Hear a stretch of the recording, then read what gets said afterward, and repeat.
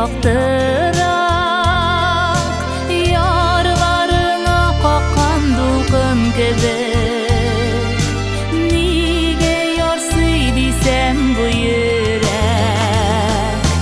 seni kilgense iken, şeşilerime dağ jilleri bulup ağıldım.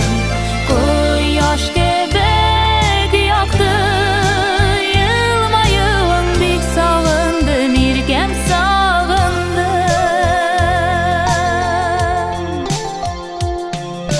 Bu dünyada bağrım senden başka yaşay almağımı bilgensin. Kilgensin de köngül terezine, ümit perdeleri ilgensin. Seni kilgensen iken, şeşilerime dağ jilleri bulup ağıldım.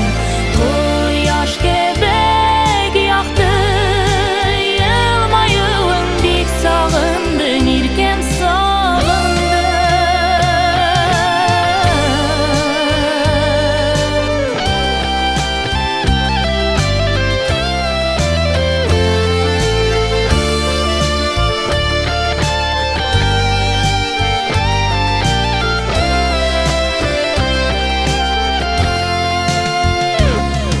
Sünerge deyip turgan ömrümün,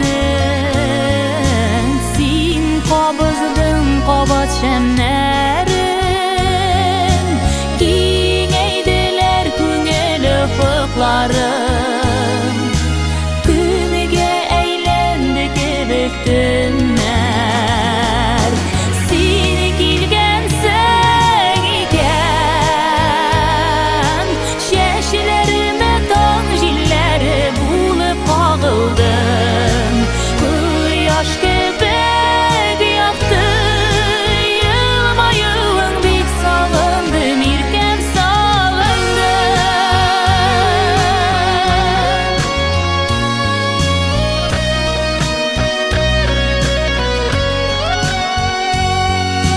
Kengeydiler köngül ufuklarım, günüge eğlendi kebek günler.